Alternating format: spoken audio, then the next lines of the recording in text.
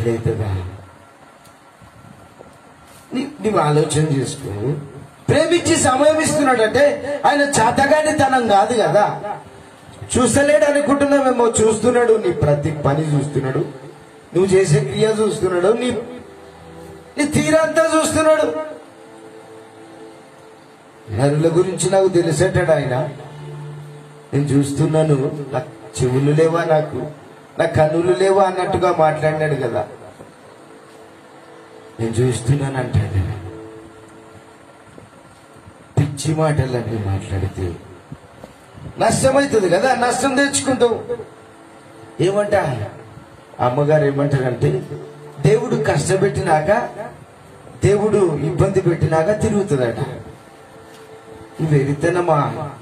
అందరికి ఉండదా అవకాశం? అందరికి ఉండదా అవకాశం? చస్తే నరకం పోతావు కదా, ఇంకెంత చెప్తారు కదా. ఇంకొక మాటదట, పాస్టర్ ప్రతిసారి ఇంటికి వచ్చి పోవాలి, కాలు మొక్కాలా నువ్వు నా రక్షణ పొందడానికి? తెలీదా దేవుడు అంటే? వాక్యం వింటున్నావు, అన్ని చేస్తా ఉన్నావు కదా. దేవుడు అంటే తెలుసు. ప్రతి వారం ఇంకేమన్నమాట, కాపరి మా ఇంటికి రావాలట. నీ ఇంటి పాలేరా? నీ ఇంటి జీతగాడా కదా. దేవుడు నీ ఇంటి జీతగాడు కాదు కదా. అన్ని వింటున్న వారు కూడా ఒకసారి ఆలోచన చేయండి. కాపరులను చులకనగా చూడొద్దు. సేవకులంటే దేవుని రాయబారులు, దేవుని పని చేసేవారు, ఇంటి జీతగాళ్ళు కాదు కదా. అట్లా కనుకోకి ఎప్పుడు కాపరి రావాలి, కాపరి చేయాలి, అట్లా కనుక ఆయన బాధ్యత, ఆయన వంతు వచ్చిపోతాడు. కానీ కాపరిని ఇష్టం వచ్చినట్టు మాట్లాడకూడదు. నష్టమైతే నేను చూసినట్లా చాలా మందిని నష్టపోయినారు ఉట్టిగానే కాపరి గురించి మాట్లాడి. సంఘ కాపరులు అంటే అంత చులకన జనకు, నష్టపోతావు కదా. ఇర్మియా గ్రంథం 16:17 ఈ రాయించిన ఒక్కొక్క మాట దేవుడు తెలుపుతా ఉన్నాడు. ఈ కొత్తగా మాట్లాడినట్టు ఉంటది ప్రతి మాట, ఆయన మాట్లాడే ప్రతి మాట. ఇర్మియా గ్రంథం 16:17 త్వరగా చదవాలి. ఎలాగనగా వారు పోయిన త్రోవలన్నిటి మీద దృష్టి ఉంచి తిని ఏదియు నా కనులకు మరుగు కాలేదు. చాలు. చూడు, దేవుడు అంటున్నాడు, నీవు ఇష్టం వచ్చినట్టు మాట్లాడుతున్నావేమో తెలీదు కానీ దేవుడు అంటున్న మాట, నా కన్నులకేది మరుగు కాలేదు. నువ్వెక్కడ పోయినా నేను చూస్తా బిడ్డ. దేవుడు అంటున్న మాట, నువ్వెక్కడన్నా పో, ఏ ప్రాంతానికన్నా పో, ఏ చోటికన్నా పో, నేను చూస్తున్నా. దేవుడు అంటున్న మాట తప్పించుకోగలవా? మాట అని వెనక్కి తీసుకోగలవా? ఇంకేమంటాడు ఒక మాట, దేవుడు అంటాడు కదా, రాసుకో, ఇంటికి వెళ్ళినాక చదువు, చూడు ఎక్కడుందో. ఆన్లైన్లో వినేవాళ్ళు కూడా చూడండి. దేవుడు అంటున్నాడు ఏమన్నమాట, నువ్వు ఎక్కడికి వెళ్ళినా నేను చూస్తా, ఏ ప్రాంతానికి వెళ్ళినా చూస్తా, ఏ చోటుకి వెళ్ళినా నువ్వు నాకు కనబడతావు అంటున్నాడు. మాట అని తప్పించుకోగలుగుతావా? మాట అని ఎక్కడ పోయి తప్పించుకోగలుగుతావు? మాటకు ఆయన చూస్తలేడు అంటున్నావు కదా. నీదంతా స్థితి చూస్తున్నాడు, నీకు సమయం ఇస్తున్నాడు. అంటే నువ్వు నరకం తప్పాలని కానీ ఒక అవకాశం ఇస్తున్నాడు. అంతే. చూస్తలేడని నీవు ఎట్లా అనుకుంటావు? చూస్తున్నాడు, ప్రతి చోట చూస్తా ఉన్నాడు ఆయన. మర్చిపోకు, దేవుడు చూస్తలేడు అనుకోకు. ఏం చేస్తాడులే దేవుడు, చూస్తాడా నీవు అనుకుంటున్నావేమో. జాగ్రత్త, ఆలోచన చేసుకో. ఇంకో మాట అంటాడు, ఇర్మియా గ్రంథం 5:22 అంటాడు, చదవద్దు. సముద్రానికి సరిహద్దుగా ఇసుకను నేను నియమించిన, నువ్వు నాకు భయపడవా? ఎంత మాట కదా. సముద్రానికి సరిహద్దుగా ఇసుకను సరిహద్దుగా పెట్టినాడు. సముద్రం ఓ విర్రబీగుతుంది, సముద్రం పైకి రావాలని గాని అని చేసినాడు దేవుడు. నీవు ఆలోచన చేసుకో, సముద్రానికి సరిహద్దుగా ఇసుకను నియమించిన దేవుడు, ఆకాశం నుంచి నిన్ను నిత్యం చూస్తున్న దేవుడు, నీవు అనుకోకు చూస్తలేడని ఏం చేస్తాడులే అనుకోకు దేవుడు. ఇంకో మాట దేవుడు రాయించినాడు, త్వరగా ముగిస్తా, ఎక్కువసేపు ఉంచను. ఆన్లైన్ లో చూసే ప్రతి ఒక్కరూ జ్ఞాపకం చేసుకోండి. దేవుడు అంటున్న మాట, సముద్రానికి సరిహద్దుగా ఇసుకను నియమించిన, నాకు భయపడ, నేను చూస్తలేను అనుకుంటున్నావా? నేను ఆలోచన చేసుకో. ఇర్మియా గ్రంథం 32:19 ఒక మాట రాయించినాడు దేవుడు.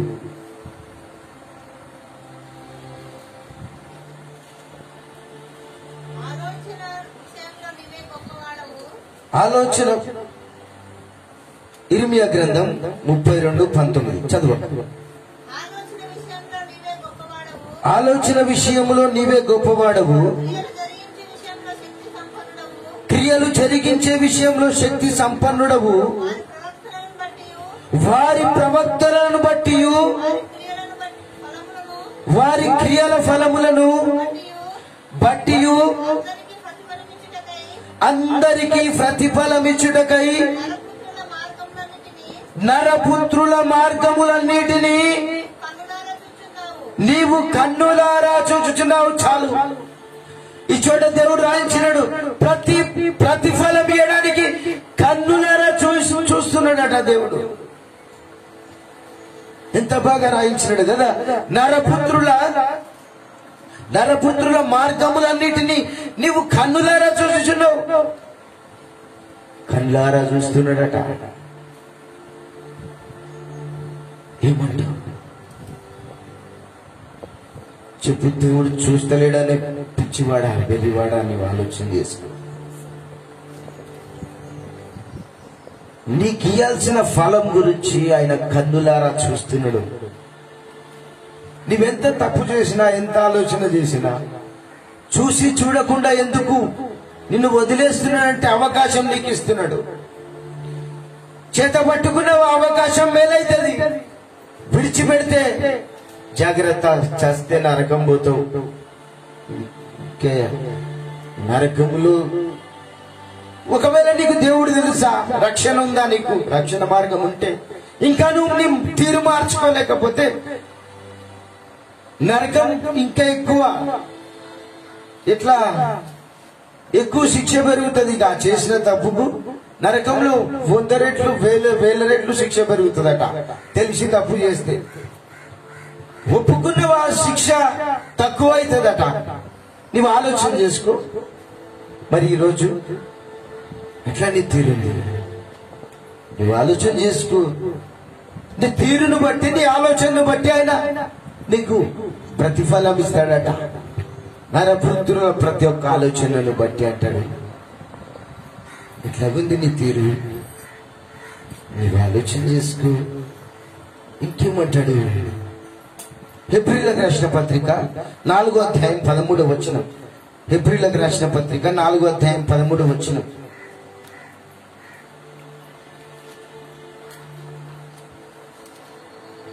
4:13 హెబ్రీలకు రాసిన పత్రిక. మరియు ఆయన దృష్టికి కనబడని సుష్టము, కనబడని దృశ్యం ఏది లేదు. మనము ఎవరికి లెక్క చెప్పవలసి ఉన్నామో ఆ దేవుని కనులను సమస్తము మరుగులేక తేటగా ఉన్నవట. ఆ దేవుని కళ్ళు తేటగా చూస్తా ఉన్నాయి. నీవు గుర్తుపెట్టుకో, ఆయన కనుల నుంచి నువ్వు తప్పించుకోవడానికి లేదు. ఆయన కనుల నుంచి నువ్వు తప్పించుకోవడానికి లేదు. ఎక్కడ తప్పించుకోనికి లేదు. తేటగా చూస్తా ఉన్నాడట.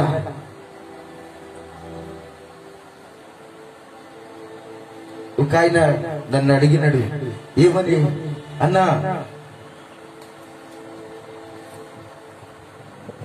నాకు తెలిసింది. ఏం చెప్పినాడు ఆయన?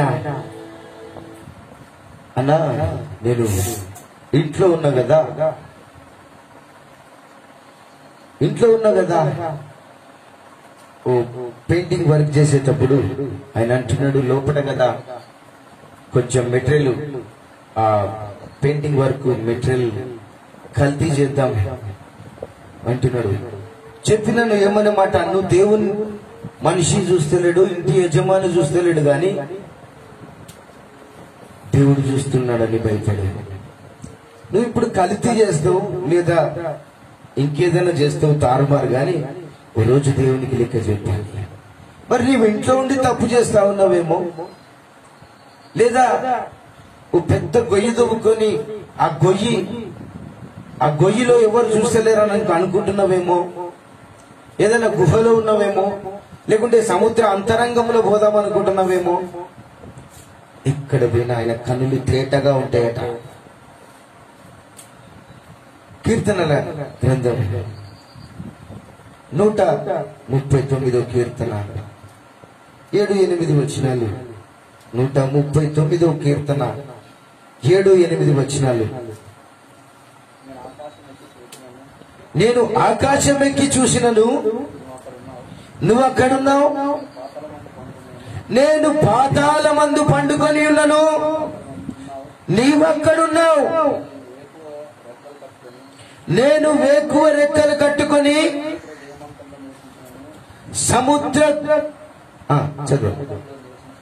సముద్రంలో దిగవాంతములో నివసించినను, అక్కడ కూడా నువ్వు ఉన్నావు. దావీదు మహారాజు అంటున్నాడు, ఆకాశం పైకి ఎక్కిన నువ్వు అక్కడున్నావు, పాతాళంలో ఉన్నా నువ్వు అక్కడున్నావు, సముద్రంలో ఉన్నా నువ్వు అక్కడున్నావు. ఎక్కడ పోయి నువ్వు దాచుకోగలుగుతావు దేవునికి దూరంగా? ఈ ప్రాంతం పోయి దాచుకోగలుగుతావు. 7వ వచనం చదువు పైన. నీ ఆత్మ యొద్ద నుండి నేనెక్కడికి పోదును? నీ సన్నిధి నుంచి నేను ఎక్కడికి పారిపోదును? నువ్వు గమనించు, నీవు ఆలోచన చేయి. ఈ సృష్టి అంతా ఆయన చేసినదే. ఓ చోట రాయించినాడు కొరింథీయులకు రాసిన పత్రిక, ఏమని మాట, ఈ సృష్టి అంతా ఆయనదే, ఆయన లేకుండా ఏది జరగలేదట. ఎక్కడ పోయి దాచుకోగలుగుతావు? దేవుడు చూస్తలేడని నీవు అంటున్నావేమో. దేవుడు చూస్తలేడలే, ఏ తప్పు చేసినా, ఏమన్నా, ఏమి జరిగినా అని నీవు అనుకుంటున్నావేమో. చూడు, జాగ్రత్త. దేవుడు అంటున్న మాట, ఎక్కడ పోయినా ఆయన కన్ను నుంచి, ఆయన కన్నుల ఎదుట నుంచి నువ్వు తప్పించుకోలేవట. ఆయన కన్నుల ఎదుట నుంచి నువ్వు తప్పించుకోలేవు. శ్రమ వచ్చింది, కష్టం వచ్చింది, బాధ వచ్చింది, ఇబ్బందులు కలుగుతున్నాయి, లేదా భరించలేనంత శ్రమ ఉంది. కానీ దేవుడు అంటాడు, నువ్వు భరించేదానికంటే ఎక్కువ నేను పెట్టను. నువ్వు భరించేదానికంటే ఎక్కువ పెట్టను. ఆ శ్రమ వచ్చిందని నన్ను దూషిస్తావా? ఆ కష్టం వచ్చిందని నన్ను దూషిస్తావా? ఏమంటాడు ఆయన? నీ మార్గములే చెడ్డవి కదా, నా మార్గములు మంచివే బిడ్డ, నా ఆలోచనలు నీ కొరకు మంచివే. నీ దారి సరిగా లేదు, నీ దారి సరిగా ఎంచుకో. నిజమే, శ్రమలు వస్తాయి, నిజమే, బాధలు వస్తాయి, నిజమే, కష్టాలు వస్తాయి, నిజమే. అయితే ఆ శ్రమలు నిన్ను కృంగతీయవు కదా. శ్రమలో ఎందుకు దేవుడు అంటాడు, శ్రమలు వచ్చిందని దూషించకు, ముందుగానే నేను రాయించిన బిడ్డ, శ్రమల కొరకు నేను ముందుగానే రాయించిన. రోమియోలకు రాసిన పత్రిక 5:3-4 వచనాలు. రోమియోలకు రాసిన పత్రిక 5:3-4. అంతేకాదు శ్రమ ఓర్పును, ఓర్పు పరీక్షను, పరీక్ష నిరీక్షణను కలుగజేయనని ఎరిగి శ్రమలయందు అతిశయపడుదుము. చూడండి, శ్రమ ఓర్పునట, ఓర్పు పరీక్షనట, పరీక్ష నిరీక్షణను కలగజేస్తుందట అని ఎరిగి శ్రమలయందు అతిశయపడమంటున్నాడు. శ్రమ వచ్చిందని దేవుని తిడితే, శ్రమ వచ్చిందని దేవుని కష్టపెడితే దేవుని గుండె గాయం చేస్తావా? నీకోసం అంతా విడిచిపెట్టినాడు. రారాజు అంతా విడిచిపెట్టి భూమి మీద నడిచినాడు, ఇష్టపడ్డాడు కదా. ఎందుకు? శ్రమలు వస్తాయి బిడ్డ, ఆ శ్రమ నుంచి నేను తప్పిస్తా, ఆ శ్రమలను ఓర్చుకోనుండు. నింద మోపుతున్నావు కదా, దేవుడే ఉంటే దేవుడే చేస్తే రుజువులుగా దాయివి ఆయన చూస్తున్నాడని రుజువు పరిచినట్టు చెప్పలేదా? ఇంకేమంటాడు? ఈ నిరీక్షణ నిన్ను సిగ్గుపరచలేదు. 5వ వచనంలో ఉంటుంది, ఈ నిరీక్షణ నిన్ను సిగ్గుపరచనియదు, నేను నిన్ను సిగ్గుపరచనిస్తానా? నా కన్నులు నిన్ను చూస్తున్నాయి, నా చెవులు నీ మాట వింటున్నాయి, నువ్వు మాట్లాడే ప్రతి మాట వింటున్నాయి, నువ్వు చేసే ప్రతి క్రియ చూస్తా ఉన్నాయి. జాగ్రత్త పడు బిడ్డ, ఇప్పుడే సరి చేసుకో, మేలైతుంది. ఆన్లైన్ వింటున్న ప్రతి ఒక్కరూ జ్ఞాపకం చేసుకోండి. ఈ వాక్యం మీద నీవు ఏ స్థితిలో ఉన్నా, ఏ పరిస్థితిలో ఉన్నా, ఎట్లాగున్నా నీవు ఆలోచన చేసుకో. దేవుని మీద నింద వేయకు. నీ శ్రమ వచ్చినప్పుడు, నీకు కష్టం వచ్చినప్పుడు ఓర్చుకో. ఆయన వైపు నువ్వు తిరుగు. ఆయన చెవులు వింటున్నాయని ఆలోచన చేసుకో. ఆయన కన్నులు నిన్ను చూస్తున్నాయని ఆలోచన చేసుకో. నీకు మేలే జరిగిస్తాడు కానీ కీడు జరిగాడు. ఆలోచన చేసుకో. కీర్తనల గ్రంథం 139 1 నుంచి 4 వరకు.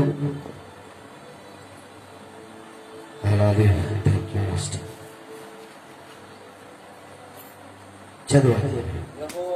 యెహోవా నీవు నన్ను పరిశోధించి తెలుసుకొని ఉన్నావు.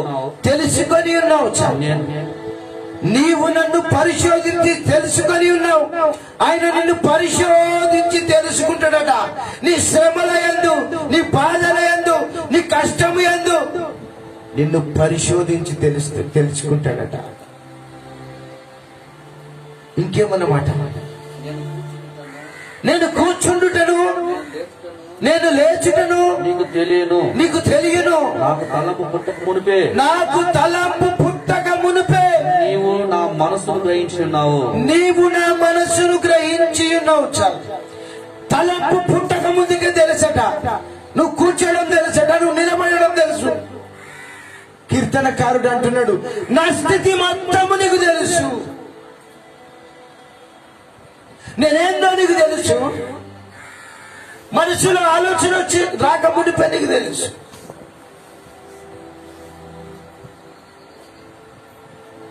చూడు ఎట్లా, ఎంత మంచి మాట దేవుడు అంటున్న మాట.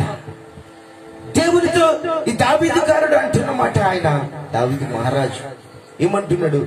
నా స్థితి మొత్తం నీకు తెలుసు. మరి నీ స్థితి తెలీదా? నా స్థితి తెలీదా? నీ స్థితి దేవునికి తెలుసు, నీ క్రియ దేవునికి తెలుసు, నీ ఆలోచన దేవునికి తెలుసట. నీ ఆలోచన దీని దగ్గరికి రాకముందుకే తెలుసట. తప్పించమని కోరరాదా?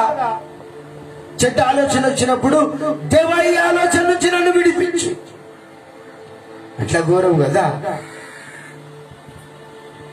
తప్పు జరిగినాక క్షమాపణ అడుగుతావు. ముందే నువ్వు గ్రహించి నీకు చెప్పినడు కదా దేవుడు. శ్రమ వస్తుంది, కష్టం వస్తుంది, ఓర్చుకొనుండు, నిన్ను సిగ్గుపరచనియడు అంటాడు కదా. దావీదు మహారాజు అంటున్నాడు, నా గురించి నీకు అంతా తెలుసయ్యా. ఎంత బాగా రాయించినాడు కదా. అయ్యగారు కింద జరగండి. నా నడకను నా పడకను నీవు పరిశీలన చేసి ఉన్నావు. నా చెరలన్నిటినీ నీవు బాగుగా తెలుసుకొని ఉన్నావు. యెహోవా మాట నా నాలుకకు రాకమునుపే అది నీకు పూర్తిగా తెలిసి ఉన్నది. చూడండి ఏమంటున్నాడు, నడక తెలుసట, పడక తెలుసట, నీ ఆలోచన తెలుసట, ఇంకేమన్నమాట, మాట రాక మునిపే నీకు తెలుసు.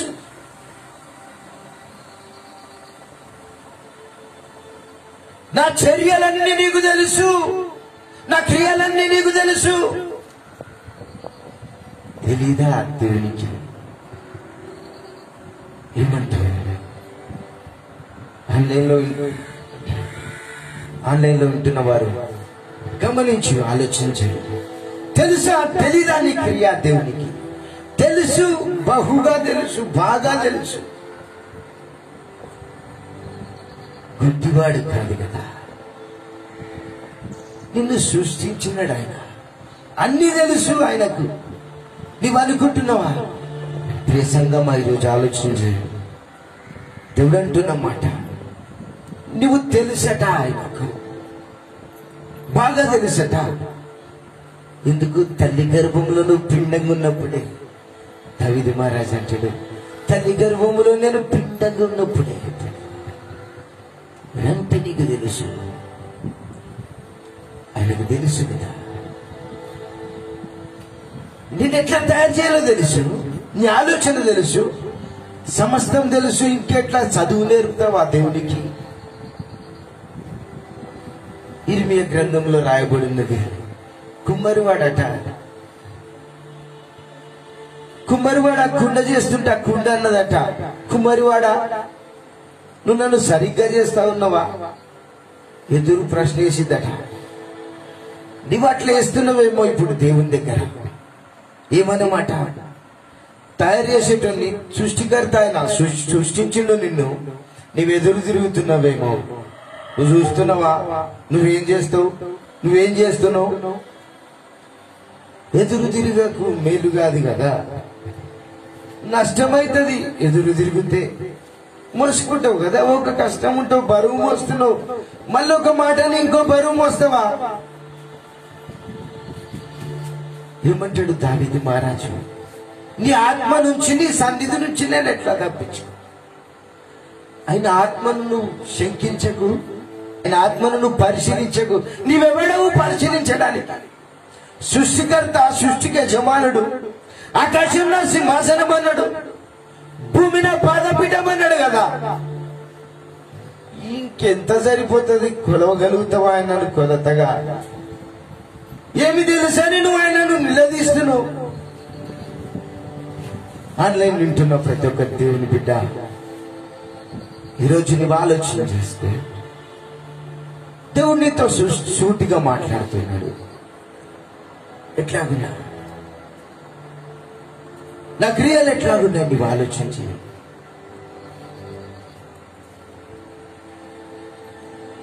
తెలంగాణలో మాట అంటాడు, మేరా తర్ఫీద్ తెరకు మాలూమ్ హై క్యా అంటే మనమాట, నా గురించి నీకు తెలుసా అన్నమాట.